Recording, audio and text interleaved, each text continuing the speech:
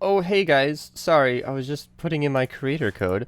Today we're going to be talking about something that is long overdue, and it's a weapon that has gone through a bit of a roller coaster in its history with me, because it gained infamy as the noob's choice as one of the worst weapons in the game. But then I picked it up the other week, honestly, just a little more than a month ago, maybe less. I don't even know when I did it. It was random and off stream, but I was like, you know what?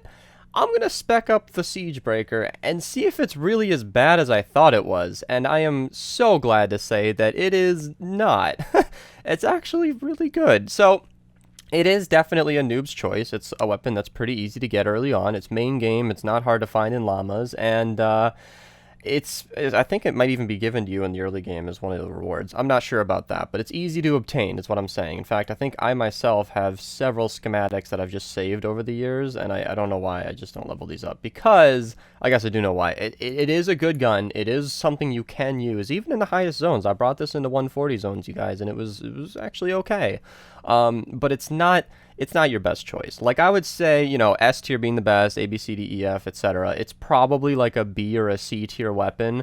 So if you're doing those extremely hard missions, you're gonna want an S tier weapon like the Spectre, or Hemlock's definitely A tier. The Bobcat is right up there with the Silent Spectre. Like, everywhere the Silent Spectre falls flat, the Bobcat picks it up, and vice versa. Anyway, those are two peas in a pod. But today we're talking about the Siegebreaker.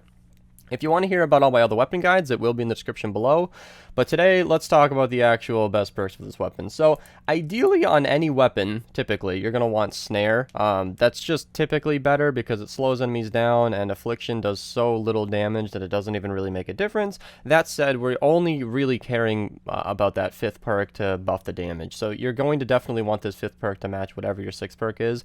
If you don't have Affliction or Snare, then if you're an early game player, then roll with it. Maybe you want to just buff the mist monsters and bosses or something, but you're definitely going to want that 6th perk to match the 5th perk, whatever you're doing.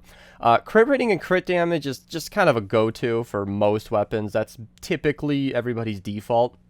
It's not necessarily... I'm trying to figure out how to word this.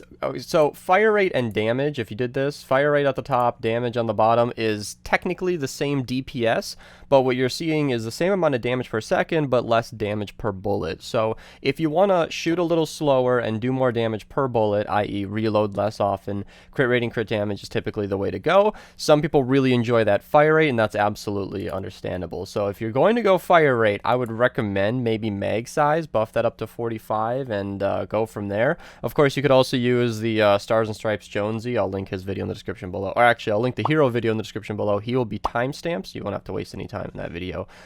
He will definitely buff your mag size and make it just a fun time. But I personally went crit rating, crit damage, and I prefer reload. Reload and mag size are very interchangeable, and you can pretty much do whatever you want. And the other thing that's an option is the element. Mine came as nature. There's absolutely no other reason that I have this. As I mentioned, because it's not the best gun in the world, like in terms of what I have, I've chosen to just keep it nature. Typically, if you're only having one weapon, you're going to want to go energy, just because that's the best all-around element.